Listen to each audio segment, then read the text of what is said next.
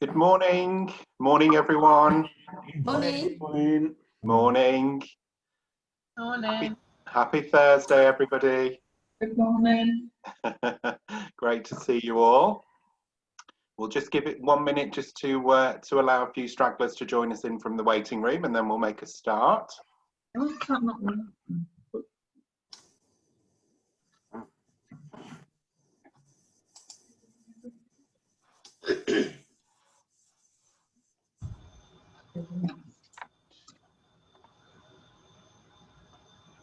There we go, we're nearly there.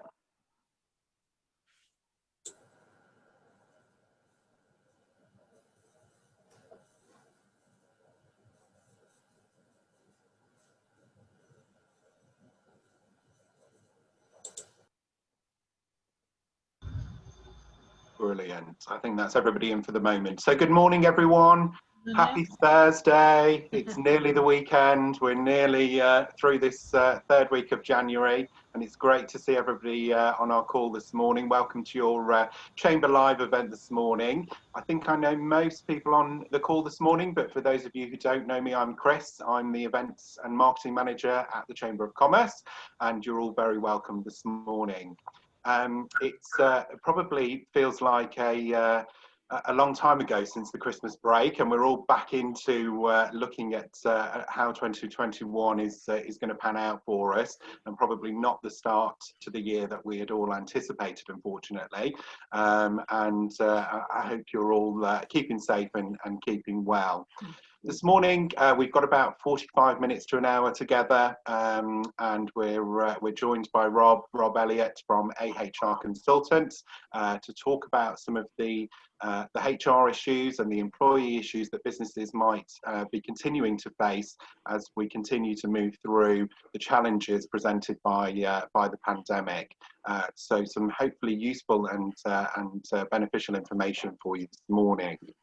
Just before we hand over to Rob, just a bit of Zoom housekeeping. I'm sure we're all familiar with how it all works now, but if you could keep yourself on mute whilst we're going through the presentation, that would be useful just to avoid any unnecessary background noise. Rob is more than happy to take any questions, so if you have got any questions, feel free to use the chat facility, which is open at the bottom of the screen on your toolbar, and pop any questions, or if you want to ask something during the Q&A, pop your name in there and we will come round to you as well. And we're happy to take any questions or any particular examples you perhaps wanted to discuss this morning. As I say, we're joined by Rob, AHR Consultants, and they're one of our valued corporate members for this morning's session. Just a quick note to say we have got a couple of events coming up over the next few weeks. So there is a Maximising Your Chamber membership event taking place next Tuesday afternoon, which will refresh for our existing members and also bring up to speed for our new members all the benefits and services around your chamber membership. On the Thursday the 28th, we have got an event around staying visible in an online world, which is with one of our members, Sandra Garlick. And then we are also working with our team over at City of Culture, so getting ready for Coventry 2021 in May, around the latest procurement and tender opportunities, which are being pushed out as we head towards the launch of Coventry 2021. So just a few events there to make you aware of that are coming up over the next couple of weeks. But for now, we'll get started with this morning's session. So I'm going to hand over to Rob, and I'm going to share my screen so that we can see the presentation as well. And as I say, if you have any questions as we go through, pop them into the chat box, and we'll take some questions at the end as well. So do feel free to get involved and ask anything you might want to confirm with Rob. So Rob, over to you, and I'll share the screen now. Morning, everyone. There we go. This screen has been shared. Hope we're all well. Thanks for that, Chris. I think the beauty of dealing with these presentations online is that if I'm doing them in person, I have to sort of know where the fire exits are. So sadly, you're all going to have to know where your own fire exits are. And obviously, if you vanish off, I will trust that it was an absolute emergency that you went. Thanks for joining me this morning. I mean, the purpose of today is a COVID-19 update, and well, what else are we talking about at the moment? I mean, I think that's the problem, whether we like it or not. It continues to be probably the bane of all our lives. So Chris, if I could just have the next slide. I mean, I'm obviously going to do the Chris Whitty of saying next slide, please, quite a lot. I'm not too sure whether Chris at the end of this is going to do a compilation of next slide, please, for 2021. But there's a couple of things we're going to talk about today. And whilst on the face of it that they may not look like they're linked, they are in some ways, and you'll see that as we go through things that there tend to be common themes that come out of them. So the first one's remote working, and that's what I want to touch on first and foremost. And as you can see, you know, I'm working from home. This is spare bedroom. I've popped the bits of wood behind me down that I've been tasked with DIY tasks, and I've strategically placed the camera facing the door because I've got 2 kids at home. Although they've been told not to bother me, they're kids, so if they do, and it's January and we've not got panto, if you just shout it's behind you or he's behind you or whatever it is, I'll know that they've snuck in. But by the by, if I can have the next slide, please. So the guidance, you know, where are we at the moment? And I think this is part of the problem, that the government haven't come out and said, you must do this, or rather that has shifted slightly over the time. So it was very much, if you can work from home, you should. You know, double checking these things this morning, then, you know, you must do so if you can. So again, it's been strengthened. But I think the point is, you know, we can argue over, well, what is if you can, you know, depending on your viewpoint will depend upon whether you feel that you can. And you know, some employees will feel, well, I can come what may, and some employers may feel, well, actually no, I don't think you can. So it's that push and pull between those things, because depending on your viewpoint, you know, some companies, you know, us included, we were very slightly ahead of the curve way back when in March last year. And I think we went to work from home on the assumption it might be a couple of weeks, probably about a week, maybe week and a half before we actually got popped into lockdown. And you know, touch wood, it's worked pretty well. Is it different? Yeah, absolutely, it's different, but it doesn't mean that it doesn't work. So, I mean, when we are working from home, what are some of the risks and issues? I mean, as I've said, there's distractions. You know, so far, we're 5 minutes in and I've not been distracted. That's pretty good going. You know, we've got kids at home, we've got, you know, other halves, whatever it may be. And, you know, sometimes that can be distracting, not just when we're delivering webinars, but when we're trying to get things done. But in a way, that's no different to working in an office. How many times are we in the middle of something and someone will pop their head around the door or come over to you and just ask you this question? And that's disruptive. So I think what we're going to find is there's probably a common theme here. It's not always that the distractions are the be all and end all. Yes, there may be no private space to work from. You know, I'm very fortunate in that I've been able to essentially repurpose a room to work from. You know, my other half, she also works from home, excuse me. And, you know, we've been able to carve up the house, so to speak, so that we can both do the work that we need to do without interrupting each other too much. But not everyone's got that space to work from home. So again, some employees may go, look, I can't do it because, you know, I have a 1-bedroom flat or 2-bedroom flat and I've got kids and they're in this room and there's no privacy. So again, it comes back to this working from home if you can, or must work from home if you can. It's that really burrowing down into if you can actually is. And there's no guidance, there's no, this is what if you can means. There's no definition. That's what lawyers will argue over potentially in some cases as they develop. We might have inadequate technology. Fortunately, I've got broadband. You know, if people are still on dial-up, I imagine I would be more pixelated and incoherent than I am anyway. Is there, you know, a proper amount of safe working equipment? So when we did first go home, it was a question of, well, we'll make do because it'll be a couple of weeks, we'll be fine. But what are we? We're cracking on for 12 months in, and we all know it's probably going to be about that at least. In which case, you know, have people got appropriate desks? Have they got chairs? The ability to do the work that they need to do?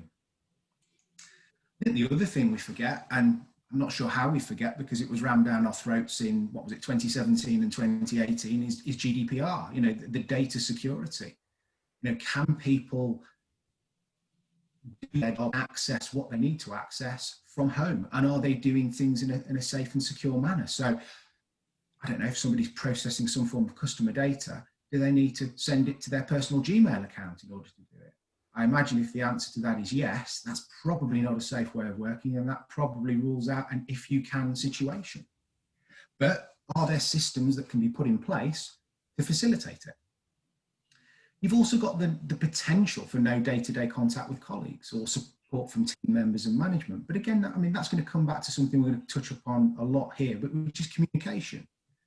Yes, it will be different, but it doesn't mean that it can't be done. I mean, we're all face-to-face, or rather I can see a few of you because I've got the slides up to the side. But, you know, if we're conducting meetings, we can still see one another, we can still hear one another. And yes, I think all of us are slightly old-fashioned in the sense that not everyone likes change, and it's much nicer to be there in person. We're humans, we're social beings at the end of the day. So I'm not denying that in person feels nicer.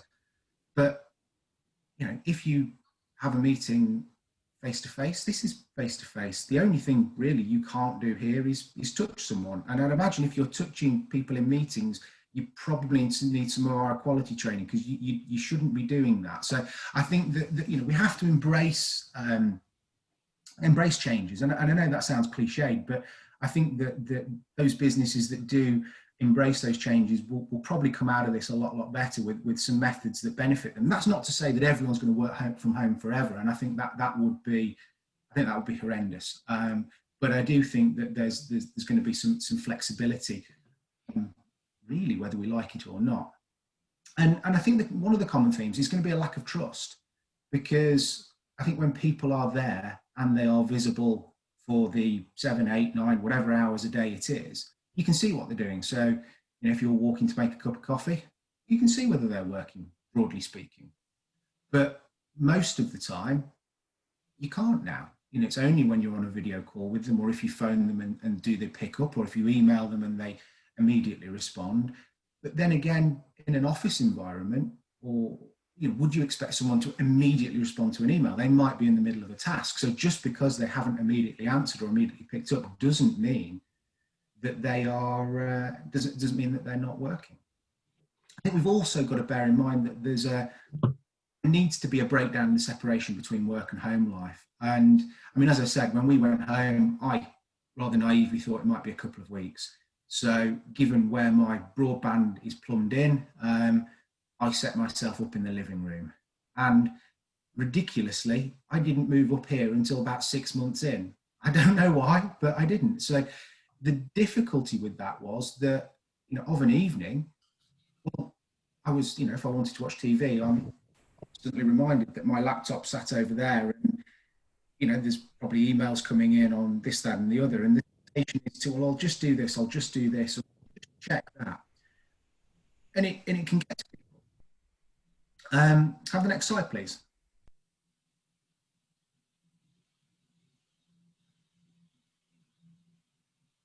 So clearly all those things present the challenges. You know, trust is a challenge, personal interaction is a challenge, motivation is a challenge, the lack of control and visibility. Also, this is almost promised I wouldn't use the word, but it's unprecedented. In all our lifetimes, none of us have had this pandemic, or certainly I don't believe we have had anything remotely like this in recent memory. And I think that when we're talking about trust, what that can come down to sometimes is that, you know, performance may be an issue, but is it an actual issue? You know, are people underperforming, or is it an assumption that they're not doing what they should be, or they could be doing more? The communication methods, as we've said, are different, and they feel much more limited. And, you know, fundamentally, it's difficult to have team building events. I mean, I think the bit that I miss about being in the office is the in-between things with colleagues, just the chit-chat of a day. And, you know, some may say that's wasting time, and it probably is not the most productive time, but it builds that team, it builds that camaraderie. And there's an amazing amount of stuff that comes out of those little conversations. You know, as a team, you know, I'm responsible for managing the team here. It gives the advice that delivers the consultancy. So, you know, broadly speaking, we do everything HR and employment law wise. So, you know, if one of my colleagues is giving advice on something and I happen to not be on the phone, then I can, you know, I might hear that. And although I'm not actively listening in, it's amazing what you will pick up about what's going on with various clients, you know, what their workload's like. And I think now it's much more difficult. You have to actually have a much more active process to deal with these things rather than rely upon what you sort of absorb through osmosis. So those are the challenges. If I have the next slide, please. What about some of the solutions? So, I mean, it's going to sound very, very simple. You know, there are no revolutionary ways of doing this, but it's about communication. And to be honest with you, it's about how you use that communication. Is telephone enough? Is audio enough? Or does it need to be video? Now, as I say, we are part of it. I'm part of a team, and, you know, we'll have multiple methods of communication. So, for example, WhatsApp. It's a massively informal tool, and we didn't use it before lockdown. Yes, I might have been able to WhatsApp a colleague on, you know, on a weekend about something wholly work unrelated. But now, you know, if it's I'm just going to go and grab a coffee, or I need to go and do not disturb, you know, rather than sending an email, it's easier just to have that group set up, just to say, just going on do not disturb to do this letter, or, you know, I've just got to go into a Zoom meeting with someone, so I'm going to be offline for 30 minutes. So, you know, that sort of ongoing communication is great, but to the same extent, I'll also have catch-ups with the team, and that'll probably be by telephone, you know, because I can see how the day is, I can see what they've got on, any challenges, but then we'll make sure that we have group video calls as well, so we can all check in, see one another's face. It will be covering off some of the stuff that's happened in the week, but also just to see one another, because it is isolating. As I say, I mean, I work from home, my other half's working from home, so depending on how you view it, I'm either blessed or cursed. But, you know, I can imagine if you are living alone and working from home alone, it can be very, very isolating. I think we've got to understand that our view on something is not always going to be somebody else's view on something. So when it comes to coming up with solutions, I mean, I think we need to be fluid and creative on those, and look at what is the real issue and what is a way of us resolving it.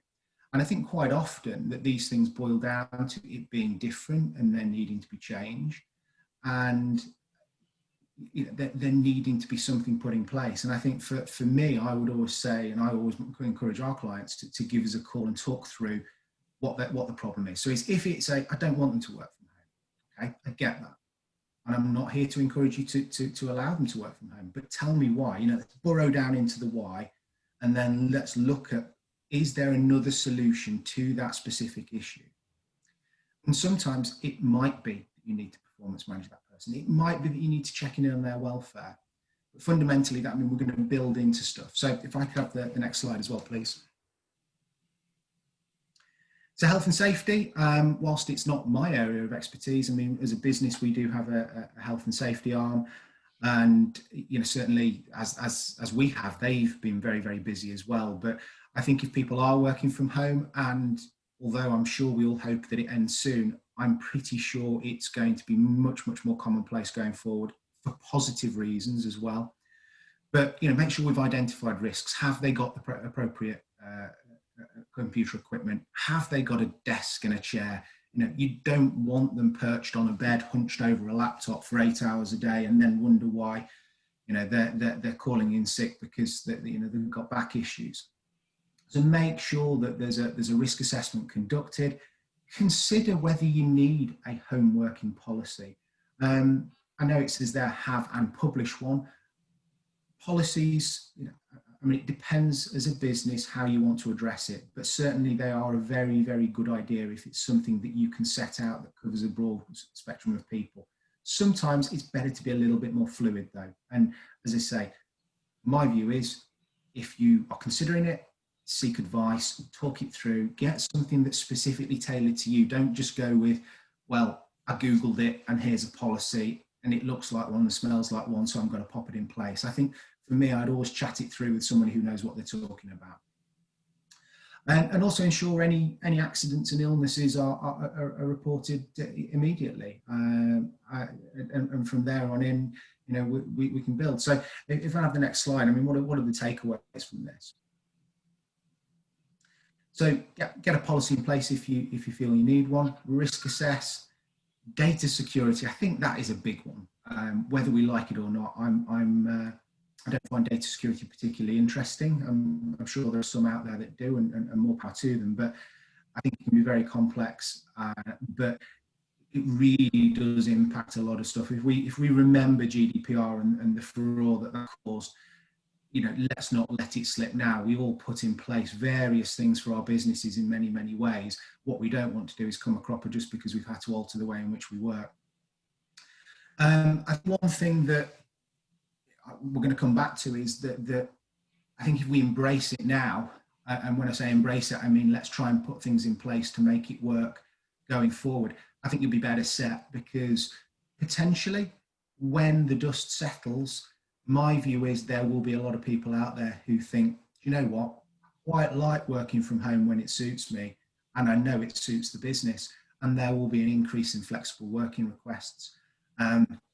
There are only certain reasons, legitimate reasons, that you can reject a flexible working request, and a lot of those need to be evidence-based. And quite often, the one that was used most often, in my view, is it just won't work. And you know, it was easier to set out why it wouldn't work back then, rather than nearly 12 months in where it's worked when it's needed to. Why is it going to work going forward? So I think that we need to be mindful of that. And yeah, again, I would say if you want more advice on that, give us a call and we can chat you through it. As I said, communication is going to be a watchword throughout all of this. But you know, if you do want anything to do with the remote training, the remote management training that we do, there is a much more detailed course that we offer, and there's some details there for you. So yeah, if I could have the next slide, please.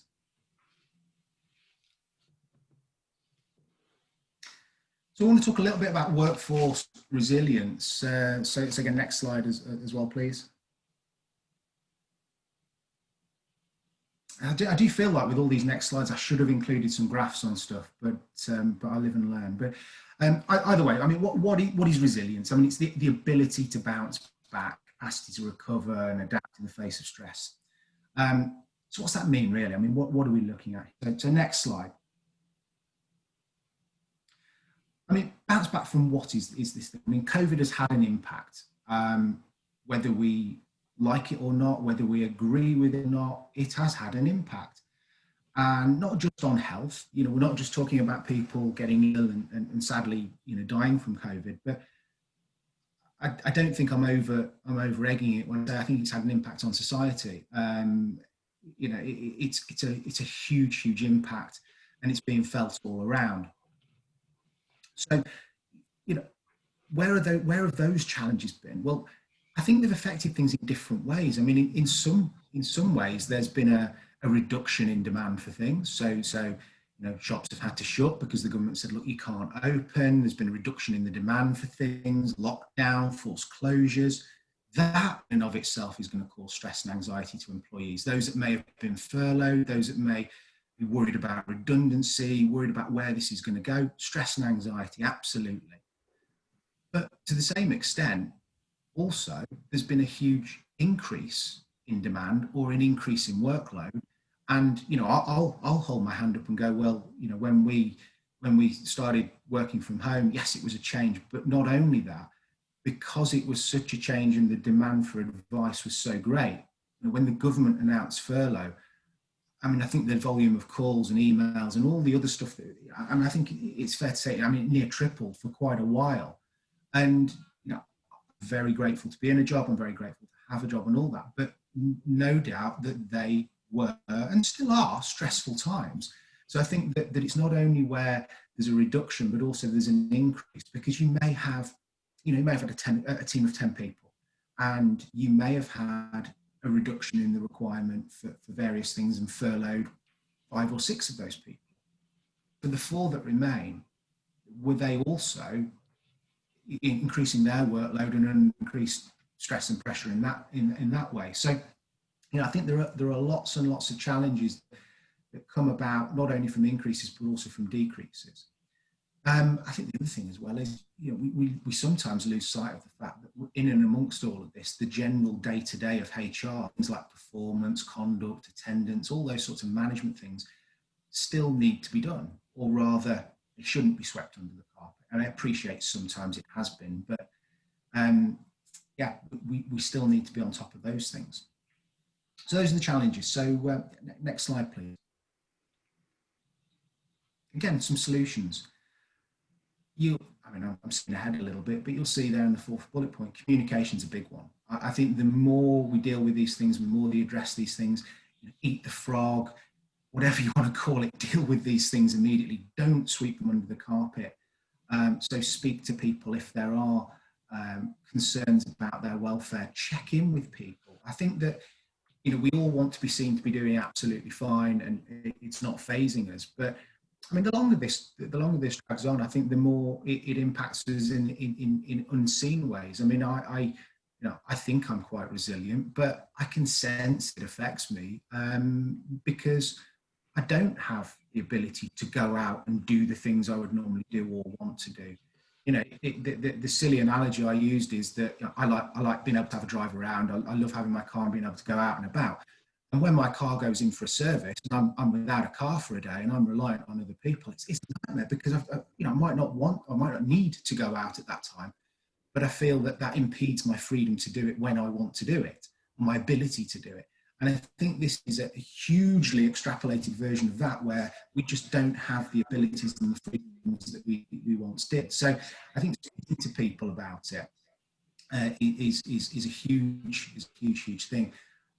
Other than that, I think we need to be flexible, and I think we need to be creative and think outside the box about how we're going to deal with these things. So again, this is about, for want of a better expression, man management, person management. You know, speaking to those people, understand the pressures that apply to that person, that individual, because somebody who lives alone and has no kids is going to possibly have far different pressures to somebody who lives in a smaller house with 4 kids, and you know, they're homeschooling them, and perhaps the other half has been furloughed. You know, everyone's situation is going to be different. So I think we need to be flexible and creative about what we do. So in some instances, it may be, look, do you need X, Y, and Z? And in others, it might be, well, look, do you need to come into the office, even if it's obviously health and safety being in place? You know, is it better for you if you actually come in? I think we need to let go of the previous ways of working, at least in the short term. I know it's not necessarily going to be massively popular for everyone, but I think the more that we cling on to old ways for the sake of them being old ways, it's, you know, a recipe for disaster, because, you know, we used to go around in horse and cart. We don't now, though. And, you know, if the rationale was, well, it worked before, so therefore it has to work going forward, I don't think any of us would make any progress. So again, embrace those alternative ways. Next slide, please.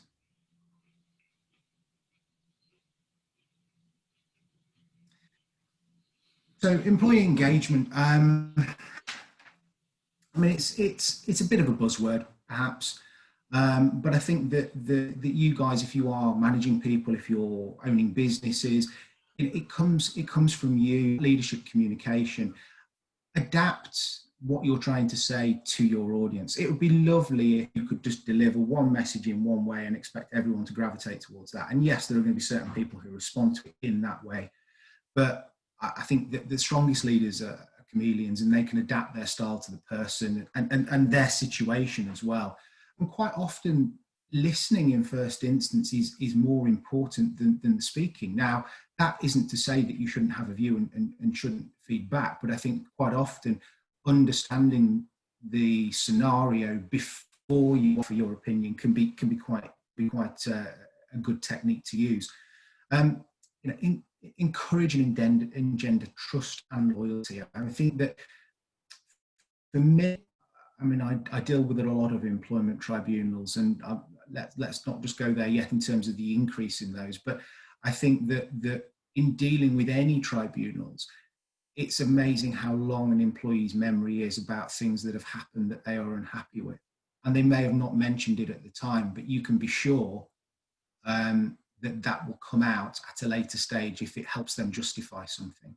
And if you've never had an employment tribunal and can't sort of get on board with that analogy, the best other analogy I can give you is imagine having an argument with your significant other and the aspects that come out of the woodwork when you're having that argument. It's very similar. Those things are brought up for the dim and distant past that you thought were well resolved or never an issue. And it's very similar with employees, and I'm sure you're all aware of that. So can I have the next slide, please? And apologies if I keep touching my eye and it's a bit red and scratchy. I don't know. I'm hoping it's not a new symptom of COVID. So if somebody can be Googling itchy right eye and when we're asking questions, I'll see if that's anything, but hopefully not. Anyway, so when we're talking about consultation, I mean, I want to pick this back up very soon, and I am mindful of time. But consultation is something that's going to crop up in a lot of different ways. But in a way, a different word for consultation could be communication. And again, it's coming back to that particular point of communicating things. So, you know, if you are looking at altering things with employees or need changes or getting them engaged and getting them on board with an idea is really important. Now, I'm not going to go through the remainder of that slide now because I think it fits in even better. France, with the next slide, please. I've just had a note saying my internet connection is unstable. Can everyone still see me okay? Could I just have a nod of a head? Everyone see me okay? Yeah, brilliant, thank you. You're breaking up a little bit, Rob, but we're still with you. Good, I'm glad. So what about employee welfare? I mean, it should be getting more and more obvious now. It's been about being sensitive towards individual needs and circumstances. I mean, yes, having kids at home, homeschooling them, I think is having a huge impact. And I think we need to be very mindful of that. I think the issue is always going to be, there are going to be those occasional bad apples who will use every potential excuse in the book to justify poor performance. But I think the more that you have processes in place, the more that you can look at putting things in place. I want to say like reasonable adjustments, but that's to do with disability. So aspects in place that would assist them and take account of their individual needs and circumstances. I think you're going to have a better ability to manage their welfare, but still you're letting them get away with murder. There is genuine health anxiety during this pandemic, as I said, and as I'll say again, no doubt, you know, our view or my view isn't the same as Chris's view, I'm sure, which is not, I'm just picking our names here, is not the same as Andy's, is not the same as Julie's or Richard's or whoever it may be. We all have different views on this pandemic and various aspects of what's going on with it. So I think that we just need to appreciate that our views are always going to be slightly different on that. Where you can, I want you to adapt and publish policies on risk assessment. I think the more clarity that we have in these situations, the better. But to the same extent, you've also got to appreciate that there may be different situations depending on different departments. So, you know, if you're in manufacturing, for example, I suppose your approach to people who are on the shop floor making things with the machinery there is going to be different to perhaps somebody who's working in accounts or administration. So it shouldn't be a one size fits all. It fundamentally can't be, because I can't imagine somebody picking up a couple of £100 worth of machinery and popping it in the front room to manufacture stuff. But to the same extent, it might be possible with the proper procedures for somebody to be able to do some administration or accounts from home. But anyway,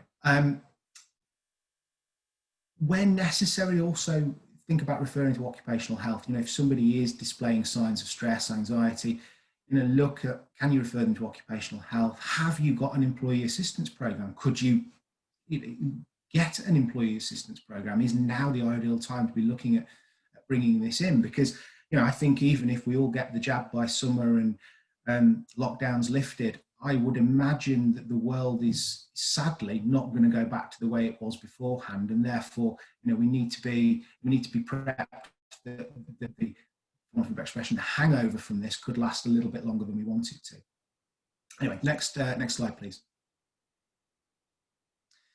So when we're talking about stress and performance, and you know, that might be because people have got increased workloads, or where they're working from home, they're not being diligent in taking their breaks or logging on and off at the right time. You know, ensure a visibility of workload and working hours. You know, set their expectations. Look if there's peaks and troughs. You know, is it that something becomes horrendously busy on a particular day of the week or within set times within the day? Make sure you're setting reasonable performance targets. I think we all need to accept that working from home can and does work, but to the same extent, there may be things before you've got a process that really works in place that slow down things, or there's log jams or areas that need tweaking to make sure everyone's joined up in their approach. So make sure that those performance targets are reasonable, and provide coaching and support. And again, labouring the point, but check in with people regularly. And rather than that bullet point, I could have put communicate, because communication is fundamental. It really, really is. And bear in mind, you know, with stress and performance, as it says there, everyone can sprint for a short time, but slow and steady wins the race. I hate running, I really do, but I can sprint for a bit, but long run is not good. But my point there is that I think that quite often people will say, I'm not affected, it's absolutely fine, it's all good. Something's bubbling under the surface, and even they perhaps don't acknowledge it, but long term, it could have an impact. And yeah, the issue is they may have had zero sickness last year, but if you're storing up a problem for a long-term absence in the future, is that really what you want, and is that really going to help the business? And my argument would be probably not. Next slide, please. So what I want to move on to here is assessing workforce needs. Where do we start on this? Where can you start on this? I think that however we carve it, every business, company, organisation at the start of this pandemic looked a particular way. Now, I'm quite conservative, but I would put money on the fact that that organisation, or 90-odd% of organisations, will have differing needs than what they had way back when. Now, as an employer, you've got a number of options, but I think all of those start with, in my view, assessing what your needs are now. You know, how have they altered? And from there on in, you can look at how you can facilitate change. Now, it might be that you want to change somebody's terms and conditions, and that might be you want to decrease their hours, could be decrease pay. And I think that generally speaking, where we're talking about delivering change, possibly we're being a little bit euphemistic, and we're looking at changing things for the negative for an employee, or rather the perceived negative for an employee. So, you know, are you looking at salary, hours, the days, other benefits? You know, are things prohibitively expensive? Cost of private healthcare, things like that.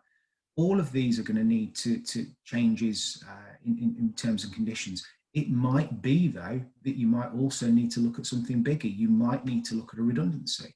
It might be that you more need to look at a restructure.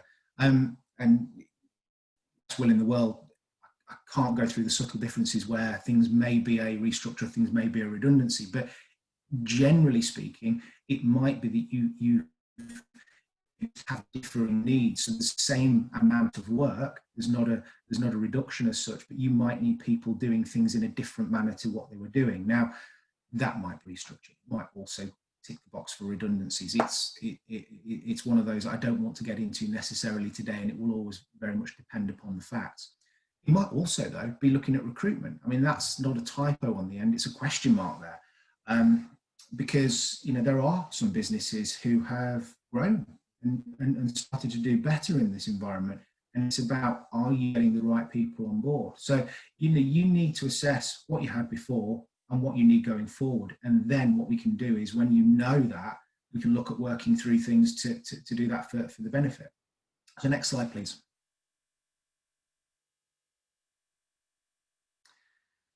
So how do we implement change? I'd love to say that voluntary agreement works every single time.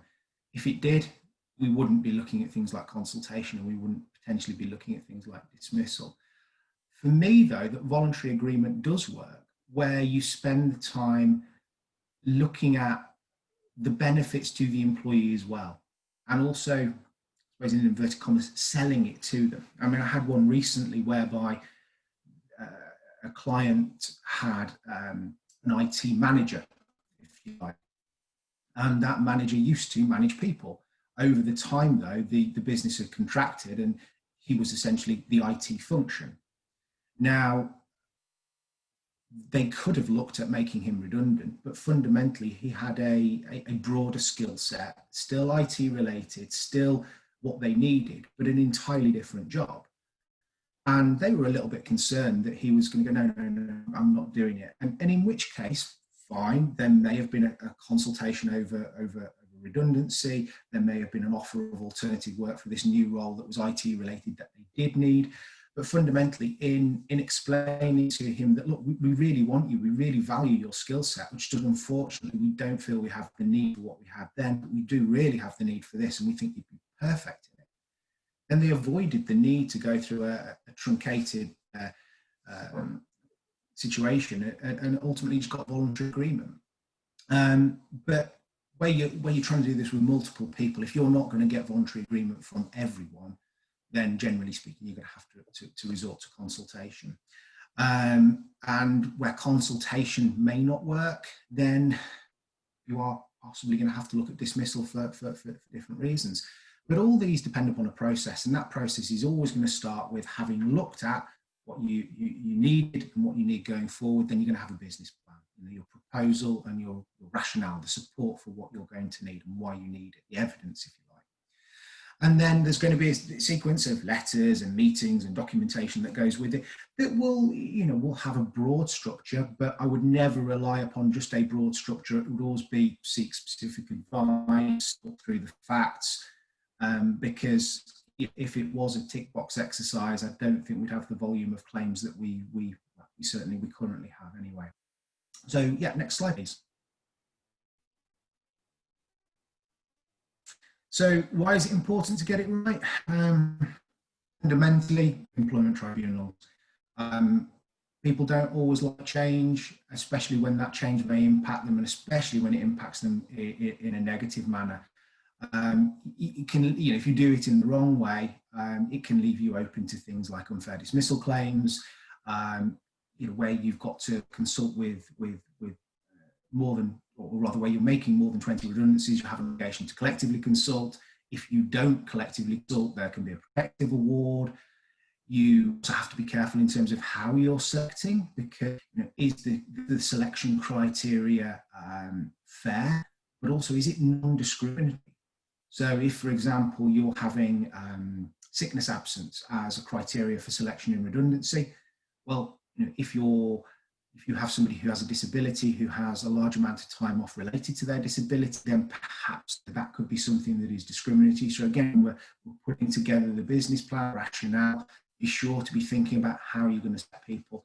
And I think, yeah, I'm being cynical, but sometimes when clients phone up, let's say they are this traditional classic widget maker with a production line making widgets, and they've got 10 people, and demand for widgets has gone down and they only need 7 people going forward, then on paper, it may be a straightforward redundancy situation, selection matrix, etc., etc., etc., and you would lose 3 people, which is sad, but it would be the 3 lowest scorers based upon the evidence. Quite often, employers will have a particular 3 people who they would prefer to lose than others, and it's about whether or not that fair selection will result in the right 3 people being selected for redundancy. So there's often going to be a best practice solution, but there'll also be a more commercial solution, which we could always talk you through. Next slide, please. Any questions? I'm